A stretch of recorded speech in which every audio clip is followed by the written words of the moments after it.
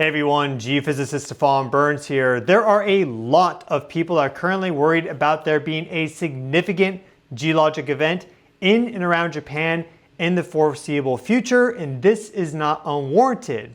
The strongest earthquake in the 21st century occurred in Japan. That was the 2011 Great Tohoku earthquake on March 11th, a magnitude 9.1 earthquake that triggered a huge tsunami, tons of aftershocks, and that caused the Fukushima meltdown. Japanese researchers estimate that something similar could occur at about a 75% chance in the next 30 years. So this is not unwarranted. And there are other things that have happened in Japan in the geologic past. Multiple magnitude 8 earthquakes, magnitude 7 earthquakes. Right in this zone there was a massive volcanic eruption that occurred about 7,200 years ago that sent pyroclastic flows going all the way to about Tokyo, or at least where Tokyo is nowadays. And so Japan is very geologically active. And so I started thinking to myself, well, where would some sort of like Godzilla event, which is what I'm calling them, where would that occur right now today? Are we seeing signs of unrest in certain locations? Could they be warning signs for a Godzilla event? And so in this video, we're going to specifically focus here on the Ryukyu Trench, look at some of these areas of active instability, these seismic swarms, also examine some of the prior high magnitude earthquakes that have occurred just over the past few years, and also examine this underwater volcano that had that massive eruption 7,200 years ago. But a Godzilla event is a combination of like a massive seismic event, so lots of earthquakes, high magnitude earthquakes, volcanism, and then a tsunami. So it's really the creation of a new island, and we do have the geologic setting for that here with the Ryukyu Trench, and there are volcanoes scattered all throughout here. So it's not like it's never happened, and it will happen in the future. The question is when. So before we get into our historic earthquake data and also look at some of these volcanoes around the Ryukyu Trench, let's just look at our general geologic setting. And here we see the Philippine Sea Plate, which is the main region that we're concerned with. And this is interesting because it's an oceanic plate here. It's mostly ocean crust. Of course, you do have some little islands and volcanoes and things, but you have the Pacific Plate subducting underneath the Philippine Sea Plate, and ocean crust is fairly thin in general. And so that creates these volcanic arcs and like a back arc there, and even this one there, showing that this Pacific Plate is basically taking some time before it really starts to go down. And then the Philippine Sea Plate is subducting underneath the Eurasian Plate. And so you kind of have this layering of the three, and that creates a very complex, unique geologic setting that is very, very active seismically and volcanically. Here we have a simple graphic showing the subduction of oceanic crust under oceanic crust. And so oceanic crust is quite dense and water laden compared to, for example, continental crust, but depending on the dynamics, it can still subduct underneath a different oceanic plate, like right here. And so what happens, this will go down and we get this movement of magma and just heat in general coming up for where there's this mixing of the oceanic crust into the mantle, primarily in this asthenosphere region. And then as this magma comes up, it depressurizes, expands, and you can get these island volcanic arcs to form. And of course, volcanoes can be explosive, especially if they are like a stratovolcano where you have more viscous magma and it builds up pressure until finally that overburden and confining pressure is no longer sufficient to trap the latent heat and energy below, and then you get this big eruption. And you get VEI-7 eruptions from these sort of stratovolcanoes. To get a VEI-8 eruption, like a supervolcano eruption, the dynamics typically involve some sort of hotspot also feeding into unique regional geology. But there have been VEI-7 eruptions in the Ryukyu Trench. Let's go to Google Earth. There are a lot of volcanoes active and inactive in and around Japan, and here on Google Earth I highlighted the biggest volcanoes and also the ones that I found. I probably did not get all of them, but we got the main ones at least. And some of the most active volcanoes in Japan are highlighted here. So for example, these two here are very, very active. This is right where we have an ongoing seismic swarm right now, June and July of 2025. We'll talk about that more. We also see, for example, these volcanoes here, the southern part of the South Island, Japan. And then we also have Mount Aso here, which is the most active volcano in Japan, always having eruptions and ash plumes and more. So there's a variation in the size of the volcano, the potential scale of an eruption, and the activity level. One of the most interesting volcanoes in my mind is Kakai volcano here. And so I was looking into this and I was trying to find the name of this volcano. Turns out this is just one small portion of a much larger volcanic caldera, which I've outlined here in orange, and you can kind of see it with the Google Earth imagery there. This entire thing here is a volcanic caldera. This last erupted about 7,100 to 7,200 years ago with a VEI-7 eruption, about 150 cubic kilometers of material, and most of that got blasted off to the north. This was a huge volcanic eruption, one of the biggest in the past 10,000 years. And these pyroclastic flows went all the way from the epicenter of that eruption up to about the middle of Japan. So a massive volcanic event occurred in the Ryukyu Trench there not that long ago in geologic time. That's definitely a Godzilla event, showing the potential for these sort of significant geologic events that change the globe to unfold in this location. If we want to find potential Godzilla event locations, we need to be a bit of a geologic detective. And one way to do that is to look at earthquakes that have occurred within a specific zone and time frame and understand those rhythms and the different magnitudes and the depths and things of this nature. So here we have our USGS earthquake map set for this box about here, which is exactly the Ryukyu Trench. So going from the southern part of Japan to Taiwan. And this is set for January 1st, 2020 up till now, July 21st, 2025. And we'll see a variety of very interesting things here. First and foremost, we will notice that we had a big magnitude 7.4 earthquake there in Taiwan. That was on April 2nd last year, 2024. And so there was a big earthquake that occurred just at the bottom of this trench. That energy, of course, radiates out all directions, preferentially follows along established faults. So you'd have a lot of that energy moving along that trench and those fault lines.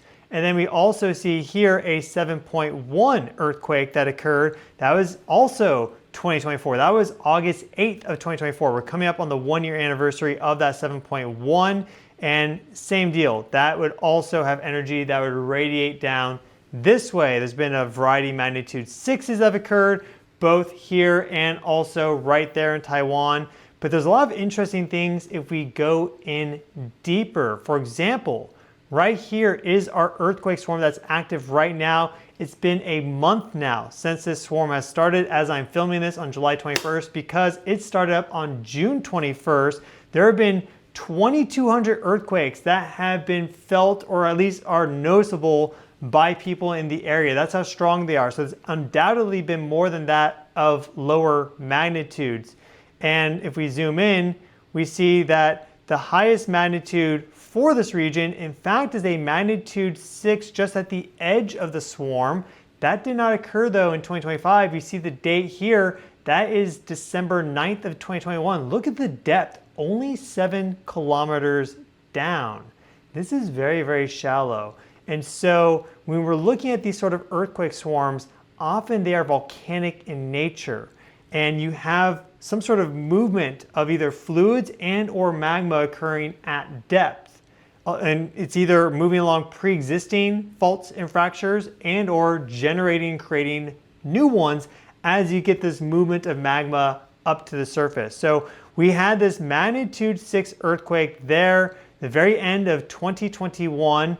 And it was at a very shallow depth. And then now in 2025, we see this earthquake swarm with 2,200 felt earthquakes in 1 month's time, just right in that same zone. And we have some volcanoes nearby. So Was this magnitude 6 earthquake just a seismic event, or perhaps that was a volcanic earthquake that occurred? And if so, that is a very, very, very powerful volcanic earthquake, because typically earthquakes related to volcanoes are not magnitude 6. Usually they're much less than that. So to have a magnitude 6 earthquake that could be connected to a new magma chamber perhaps that's being built or filling up or something like that under the surface is something definitely to be aware of. But it's not the only seismic swarm in this location, the Ryukyu Trench. Here we have another one. And a lot of these earthquakes occurred in 2022, and it was kind of distributed across time. It wasn't just like in a 2-week span or anything like that. We see our dates down below. We've been seeing June, July. Here we have March. There's April, and all the basically for a lot of 2022, we had a lot of magnitude 5 earthquakes, 5+ earthquakes in this zone. That's another potential location for some sort of Godzilla event. These locations I've highlighted, before I go further, this one here, this one, and what I'm about to point out there, they would be kind of like surprise Godzilla events, because while there is activity showing the potential for perhaps some sort of big volcanic event, it's not like it's happened there before. This would be a completely new creation. And we see a small earthquake cluster here as well. And this is in 2023, primarily May of 2023. Not the biggest earthquake swarm. That's why I'm calling it like a cluster. But we did get that there on the other side of this island there. I think this is Okinawa. We see our population density.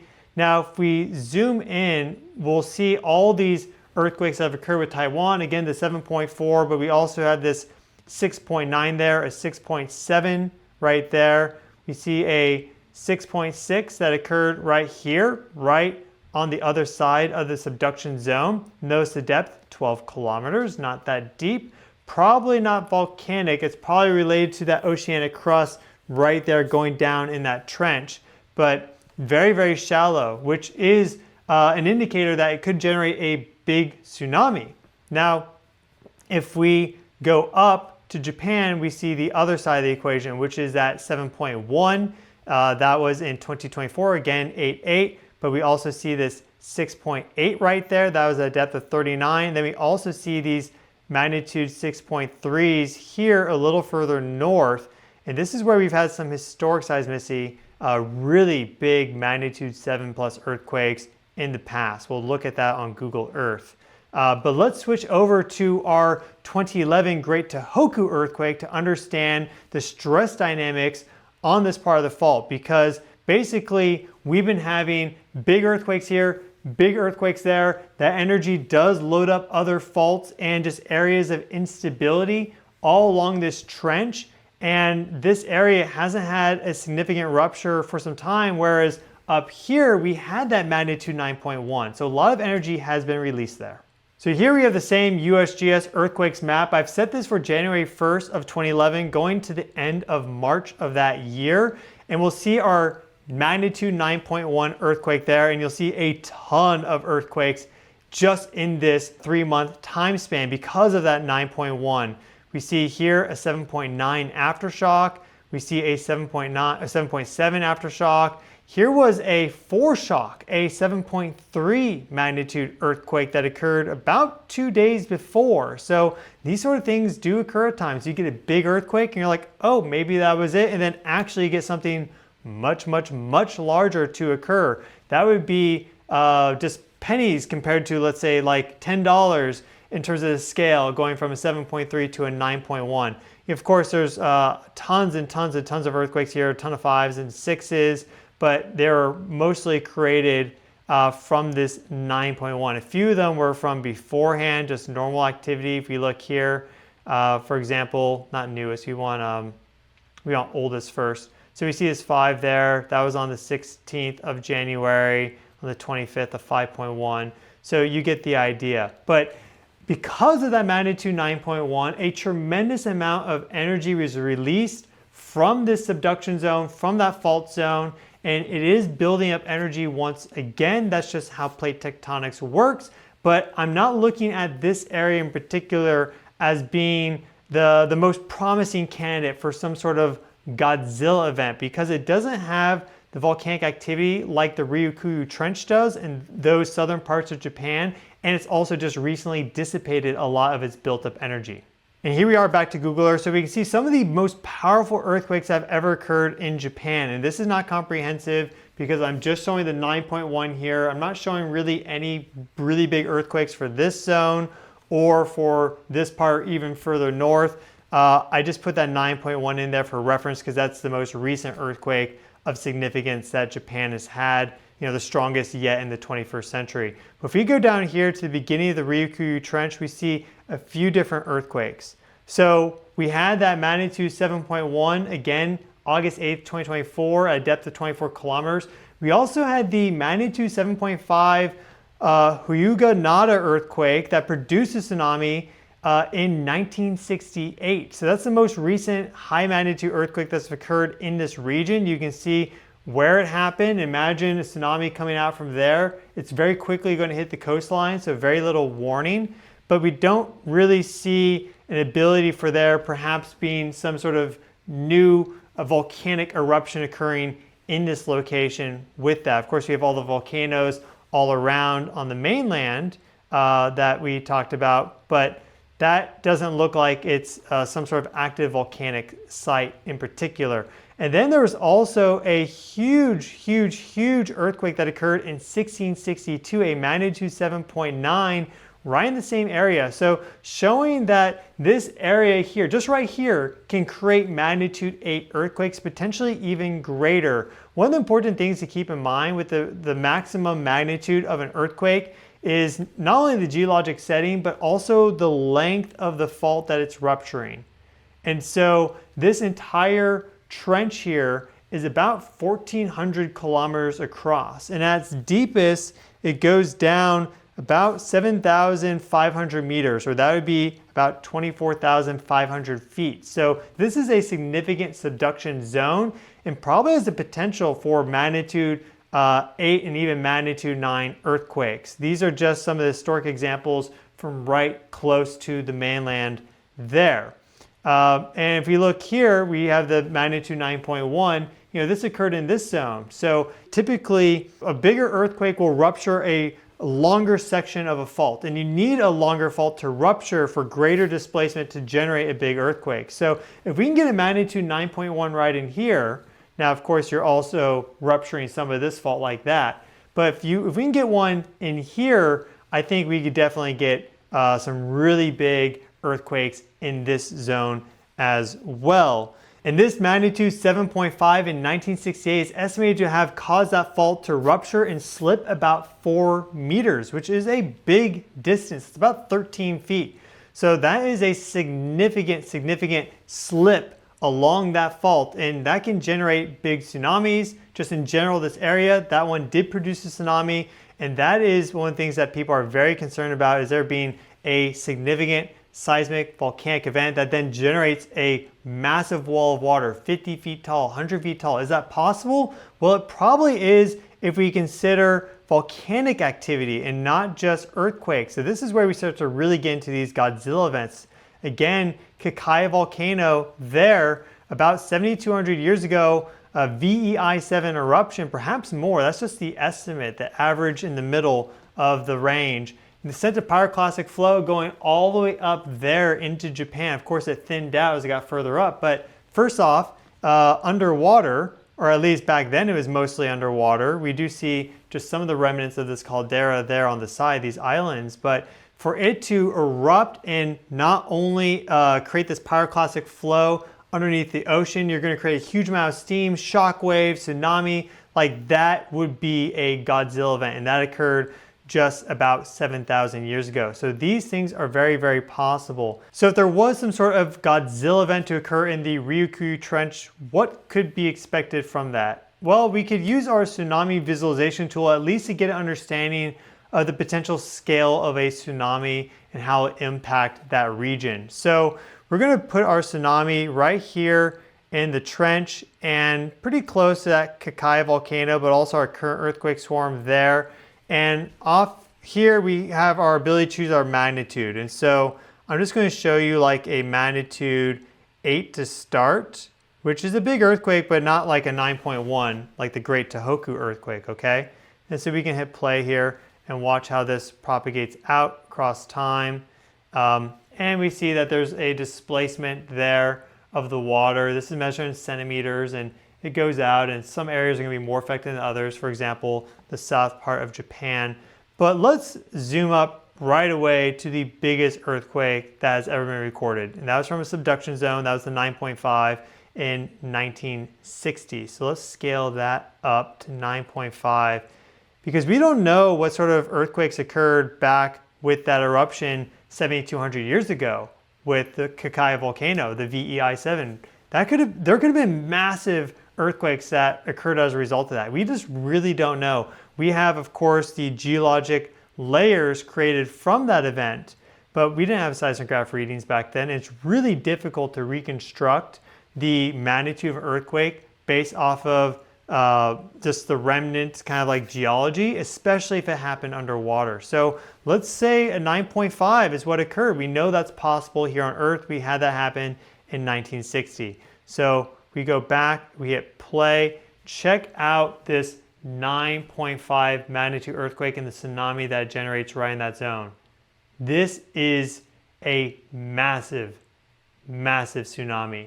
And this will propagate out across the entire globe. So you see this wave now going across the Pacific. Eventually it'll hit Indonesia, Papua New Guinea, where there have also been significant tsunamis.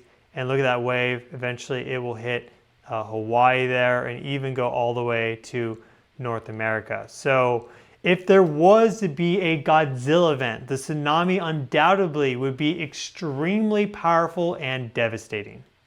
If we turn on our earthquake swarm locations, we see that this Tokara Islands earthquake swarm is not that far away, and it's near these two volcanoes here, which are quite active historically and in recent times. Whereas Kakai volcano there has been some activity, but not like 7,000 years ago. That was one of the biggest eruptions in the past 10,000 years. But if we go here, this is definitely an interesting area. We had that magnitude 6 earthquake that occurred very shallow just nearby. Again, if I turn that on, we see the location of that 7 kilometers down. This could very well be volcanic. And if we zoom out, I just want you to notice the bathymetry data. Look at all these lumps and bumps on the bottom of the seafloor. So we think that we know what the Earth is doing pretty well. You know, we have now 100 years, let's say, of seismic measurements, and we can record and quantify these earthquakes and measure the big ones, measure their seismic waves propagating out across the globe. And we, of course, have detailed geologic maps, but in general, this is all kind of surface work. There's a lot of work to be done in terms of the oceans, which are only 5% mapped, and that's where the majority of Earth's geology and volcanism takes place. So all these little seamounds and lumps and bumps are because of this trench here and this rising of magma up to the surface. And just in general, the whole area is super, super volcanic. And so how do you think you get this, right? It has to get created at some point. And maybe there were smaller eruptions and eventually something big, but in general, at some point, it just happens. And so I think sometimes we ignore the fact that Mother Earth can be very, very powerful and do it very suddenly and unexpectedly. So we have evidence with there being something happening here with this earthquake swarm, 2,200 events that were felt in a month's time, and about 4 years prior, this very shallow, higher magnitude earthquake, which would be significant for a volcanic system. But that's not the only location that we could have a Godzilla event. If we're just talking about possibilities, this swarm location there, perhaps. And then we also have this cluster there right on the ridge before that subduction zone. But those are probably the three main spots, in addition to something happening here once more, like this volcanic caldera waking up. There's no real evidence of that at this moment in time. I would say this current earthquake swarm that we're having right now is a promising location, because look at this entire zone there. Maybe this entire thing is a larger volcanic system, just like it is with Kakai. I mean, this looks very similar. Look at the bathymetry and just kind of like this mottled texture that it has. This entire thing is a large submerged volcano, and just looks very, very similar, and it's not that far away from this area here. In fact, this area is bigger. So these are all potential Godzilla event zones. The question really is, when is the next Godzilla event going to be? They happen not only in Japan, but across the globe. It's not like it's impossible. The question is when and where, and what's the magnitude of this event going to be. But you're not going to get a Godzilla event without some sort of volcanism. So it's not going to be just an earthquake. But if you get powerful earthquakes, the birth of a new island, a volcano, a massive eruption, explosion, and also tsunamis and pyroclastic flows generated from that, that would be devastating not only for Japan, but Korea, China, Taiwan, and all the way into the Philippines, and perhaps even like with Hawaii, with that tsunami spreading out this way. So these are zones where things could happen. I will probably do another analysis for Godzilla events further north of here, but I just want to specifically focus on the Ryukyu Trench, because this is where we're having this earthquake swarm right now. And just in the recent past 5 years, we've had these other earthquake swarms as well. So that is it for today's video. Thank you all so much for watching. Again, I've been your host, Stefan Burns. Please smash that like button and subscribe to the channel if you'd like to see more videos like this. I take a whole bunch of information, compile it together, release videos almost daily. So we're talking geology, geophysics, solar activity, space weather, planetary resonances, cosmic forces, and more. So if you really want to learn all these things, I'm your guy. Please subscribe. Wishing all of you well. Please take care of yourselves. I'll see you all in the next video.